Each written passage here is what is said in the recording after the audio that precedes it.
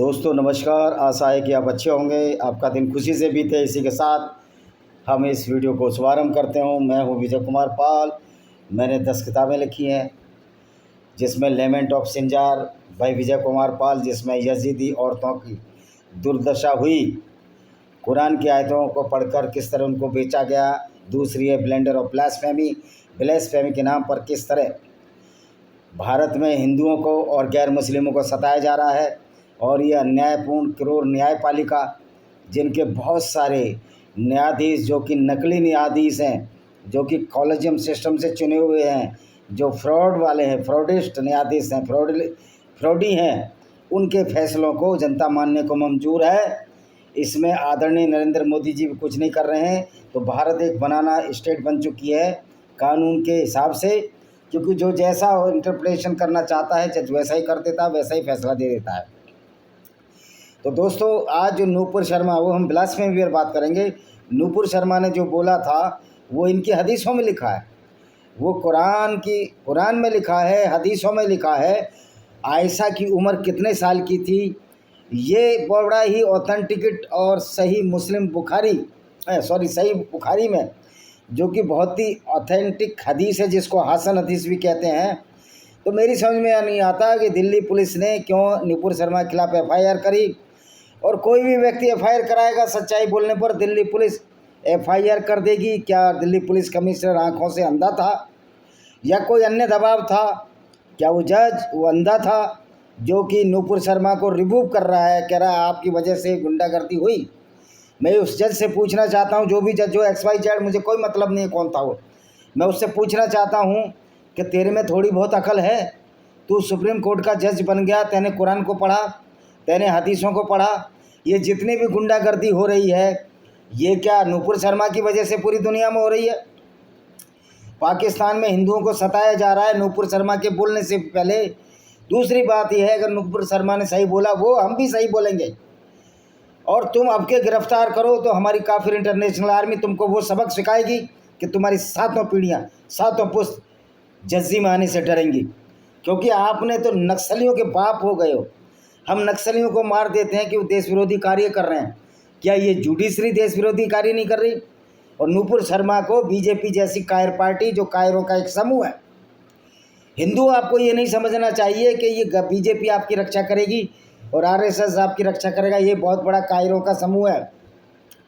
जब भी दंगे हुए हैं, हिंदुओं को समागाने पड़ा है, और RS के चड्डी छाप नेता तो अपनी दुकानों से राशन देते रहे।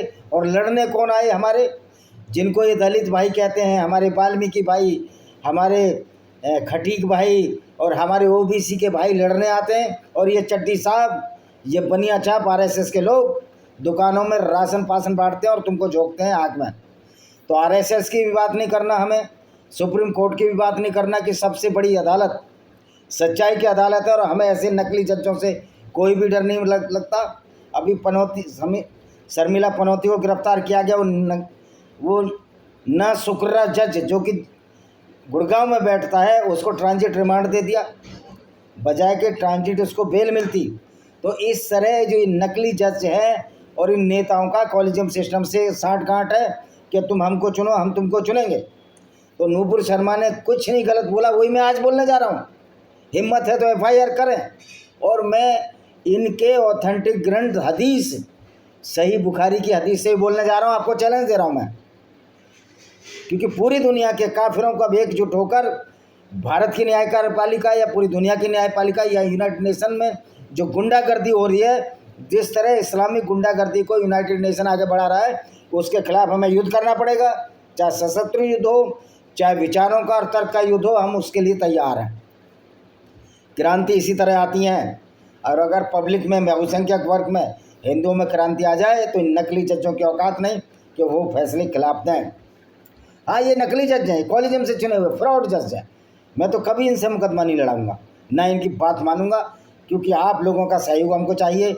हमको पूरी दुनिया के काफिर इंटरनेशनल आर्मी के मेंबर, जिसमें गैर मुस्लिम, जिसमें सारे अच्छे लोग जो इस्लामिक जिहाद गुंडागर्दी ख़त्म करने के लिए हैं, वो हमारा साथ हैं। तो किनकी औकात नहीं, यूनाइटेड नेशन की औकात नहीं, सुप्रीम कोर्टों के जजों की औकात नहीं, किसी भी अदालत की औकात नहीं जो शेख चिल्ली जैसे फैसले दे सके इसको भारत को बनाना, स्टेट बनाने में बहुत बड़ा हाथ नेताओं का और सुप्रीम कोर्ट का है। और पब्लिक की एजुकेशन इतनी महंगी कर दी है, वो पढ़ लिख ना पाएँ, इसलिए बेचारों को हर जगह दबाते रहें। ये षड्यंत्र है हिंदुओं के खिलाफ, जो भारत में इवन बीजेपी भी ये षड्यंत्र कर रही है।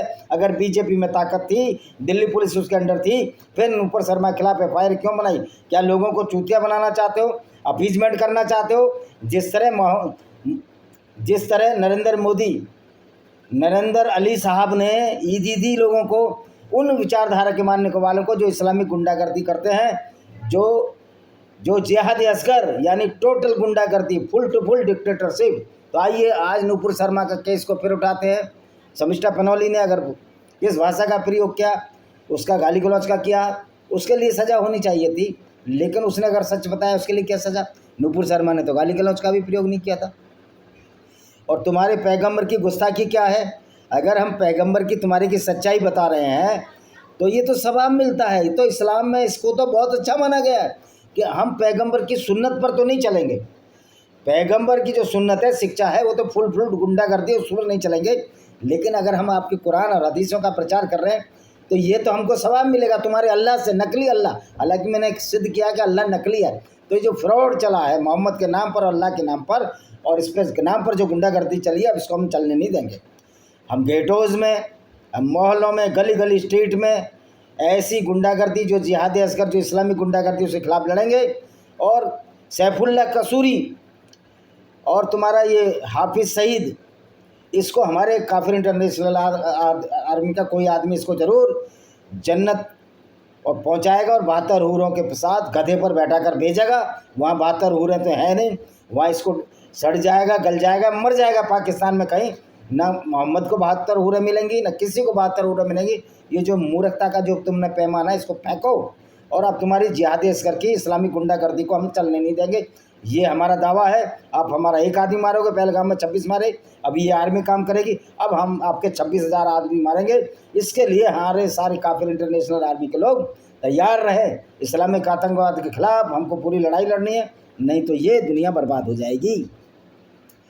तो आइए, सही बुखारी की एक हदीस है जिसमें कि मोहम्मद ने 6 साल की आयशा के साथ शादी की और 9 साल की हो गई तो उसने उसको कंज्यूमेट किया। देखो ये हदीस क्या कहती है। तो दोस्तों, ये हदीस नंबर हमने sunnah.com से ली है, जो इनकी ऑथेंटिक वेबसाइट है। इसका हिंदी अनुवाद ये करते नहीं है। क्यों? इनको क्या डर है, इनको क्या चुल है? हिंदी अनुवाद करेंगे तो औकात समझ में आ जाएगी ना मोहम्मद की।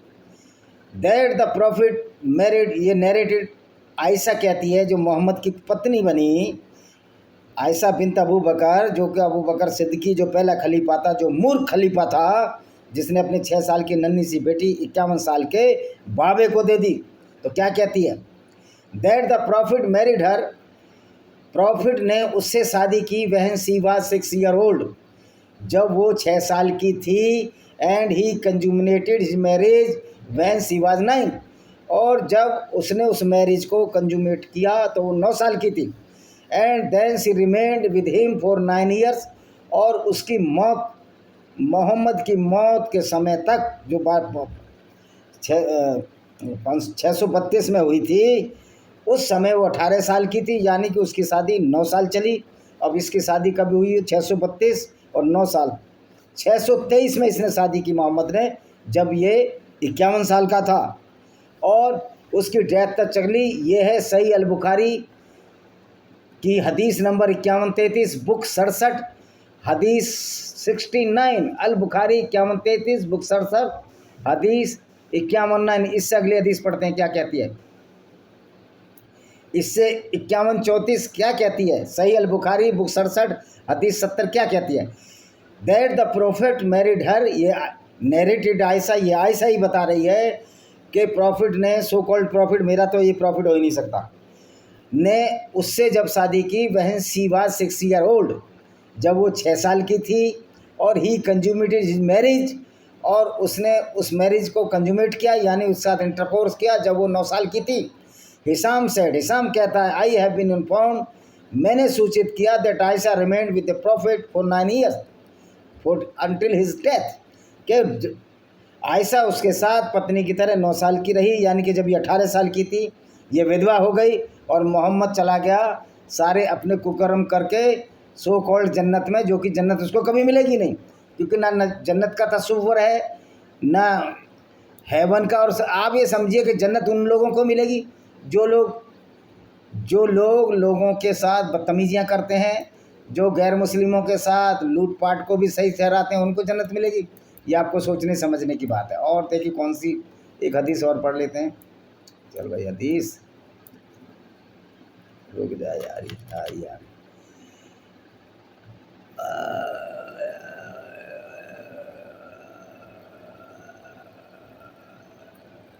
अच्छा जी, अब छोड़िए, अब ये हदीस का हम तो वही हदीस बताएंगे जो आशा की थी। अब 51 आयशा की थी, 51-38 हदीस पर चलते हैं। अब वहीं इसका वर्णन है कर। अब 51-38 नहीं, यस 51-38, यस हाँ ये है 51-38 क्या कहती है। नैरेटेड कंसा बिन खिदाम अल अंसारिया कहते हैं दैट हर फादर, उसके पिता, gave her marriage when she was in matron and she was dislike the marriage. उन्होंने कहा जब वो छोटी थी, बच्ची थी, उसको ज़बरदस्ती शादी में झोंक दिया, जो कि वो मैरिज को डिसलाइक करती थी। So she went to Allah messenger, वो अल्लाह के मैसेंजर से कहा and he declare that marriage invalid. अल्लाह का मैसेंजर कह रहा है कि ये मैरिज जो इनवैलिड थी, ये दूसरे के लिए कह रहा है, लेकिन अपने लिए कुछ नहीं कह रहा। यानी कि मोहम्मद ने अपने फ़ायदे के लिए एक झूठे अल्लाह का तस्वुर पैदा किया और उसने वो काम किए जिसमें उसको फ़ायदा था। एक पूरे अरबी कबीले को जो अच्छे भले काम करते थे उनको उसने बदल दिया एक ऐसे गुंडागर्दी भरे कबीले में, जिसको कि हम कह सकते हैं कि लूटपाट का कबीला, लूटपाट और औरतों को लूटना, ये मोहम्मद का धंधा रह गया था। तो हम कह सकते हैं कि जो मोहम्मद ने जो शादी की वो 54 साल का था जब कंजुमेटेड किया। तो इसमें क्या गलत बोल दिया मेरी समझ में नहीं आता कि मोहम्मद के बारे में नूपुर शर्मा ने क्या गलत भेज दिया। तो ऐसे व्यक्ति को जो छोटे बच्चों से शादी करता है, उनको कंजुमेट करता है, ये एक मानसिक रोग होता है जिसको कि हम कहते हैं, सही बुखारी की हदीस 51-58 और देख लेते हैं, जिसको कि हम कहते हैं पीडोफाइल। यानी पीडोफाइल ऐसा व्यक्ति जो छोटी बच्चों के साथ बलात्कार करता है। ये बलात्कारी कहा जाएगा क्योंकि आशा सिर्फ 9 साल की थी और इसने कंजुमेट किया। और इसको ये सही ठहराते हैं हमारे मौलाना कि ये तो पैगंबर की इच्छा थी, पैगंबर कुछ भी कर सकता है। तो तुम्हारा पैगंबर तो ये भी कहता था कि हम गैर मुस्लिमों को कत्ल करेंगे, तो क्या हम कत्ल होने देंगे गैर मुस्लिमों को? तुम्हारे पैगंबर होता कौन है? हमको काफिर के हमको कत्ल करना कहे, जो पैगंबर हमको गैर मुस्लिमों को कत्ल करने के लिए बोलता है, काफिरों को कत्ल करने के लिए बोलता है, हमारी नज़र में उसकी औकात शून्य है, उसकी कोई औकात नहीं, वो कोई अच्छा इंसान भी नहीं है। तो नूपुर शर्मा क्यों डर गई मेरी समझ में नहीं आता। डर इसलिए गई कि हम गैर मुस्लिम लोगों के पास ऐसी कोई सशक्त आर्मी नहीं है, सिविल आर्मी नहीं है, क्योंकि आर्मी और जो पुलिस है भारतीय, उसकी कुछ सीमाएं हैं, कुछ कायदे कानून हैं। लेकिन इंटरनेशनल काफिर आर्मी के कोई कायदे कानून सिर्फ यही है कि हम जिहाद असगर लोगों को कत्ल करने की गुंडागर्दी को नहीं चलने देंगे।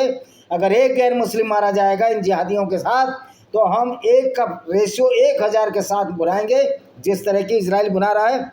तो भाइयों, इजराइल की सेना, पाकिस्तान की, भारत की सेना, इजराइल की पुलिस, ये कब तक लड़ती रहेगी? पूरी दुनिया में 84% गैर मुस्लिम होते हुए भी आपका कत्लेआम हो रहा है। It is matter of the same of the British people that in your country these Islamic terrorists are organizing the agitation, the procession against the Christian Hindus and the humanity, and you are keep mum. You are the coward people which are not have the dare to kill these Islamic terrorists who are believing in Jihad Asghar or Ghazwa Hind. It is our duty to kill all these terrorists throughout the world, whether they are in Pakistan, India and Bangladesh, throughout every corner of the world, that we must be eliminate such type of people who are protecting or propagating the Ghazwa Hind.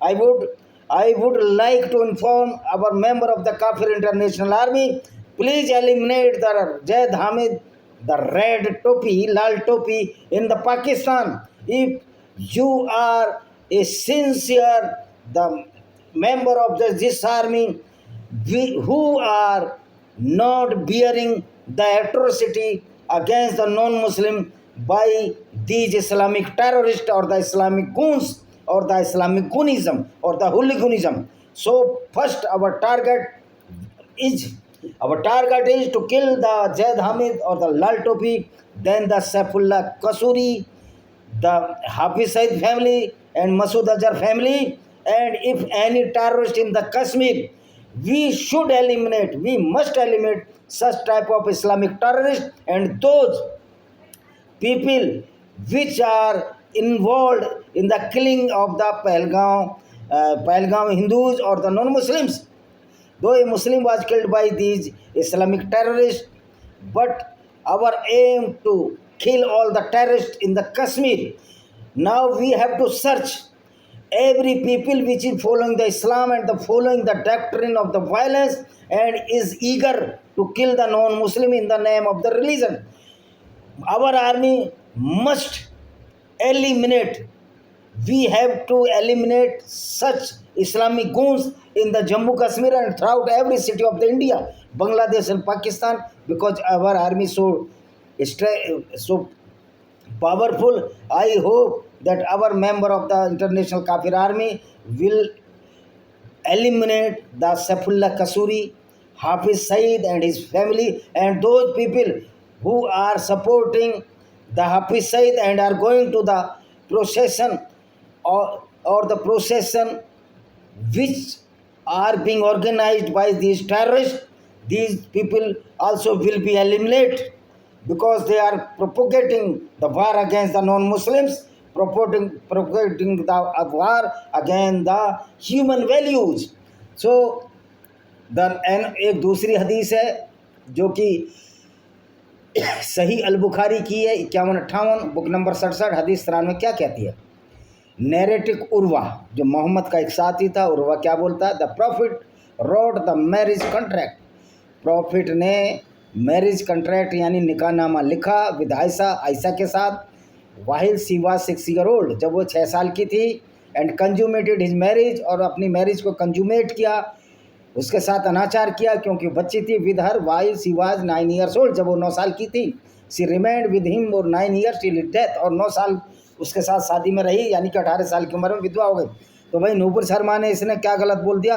अब आते हैं मूल विषय की ओर. ऐसे व्यक्ति जो छोटी बच्चियों से मैरिज करते हैं उनको पीडोफाइल कहा जाता है, और ये मानसिक विकार है जो कि मोहम्मद में था. मोहम्मद में नॉर्सिज्म का विकार था. He was mentally disturb person and so much people are praying him, worshiping as a prophet. ये प्रॉफिट का काम है कि जो ऐसे काम करे, जो काफिले लूटे, और मैं उनको लानत देना चाहता हूँ जो ऐसे क्रूर अल्लाह के नाम पर ईद मना रहे हैं और निर्दोष जानवरों का खून बहा रहे हैं. अगर मंदिरों में बलि होती थी, वो भी राक्षस हैं, राक्षसों के वंशज हैं. अगर किसी किताब में ऐसा लिखा है कि मंदिरों में बलि देना है तो बताइए वेदों में अगर कहीं लिखा है, तो ऐसे वेदों को भी मैं मानने से छोड़ दूंगा. मैंने कोई ठेका नहीं ले रखा है कि किताबों में गुंडागर्दी और मैं उसको ढोए चला जाऊं, मैं इस बात को ढोए चला जाऊं कि कोई ऊंचा है नीचा है जाति से. ये हमने ठेका नहीं ले रखा. हमने ये भी ठेका नहीं ले रखा कि हम धर्म को माने. अगर ये धर्म अधर्म के नाम पर चल रहे हैं तो ऐसे धर्मों को मानने की कोई आवश्यकता नहीं है. तो आपने देखा नूपुर शर्मा ने वही बोला जो इनकी किताबों में लिखा है. फिर उसके खिलाफ एफआईआर क्यों हुई? ये 56 इंच के मोदी जी ने और जो जुडिशरी के नकली जजों ने इस देश को बनाना रिपब्लिक बना लिया है. बनाना रिपब्लिक वो होता है जिसमें कोई कायदे कानून नहीं होते. इसी के साथ हम इस वीडियो को विराम देते हैं. वंदे मातरम. जय हिंद. आपका दिन शुभ हो.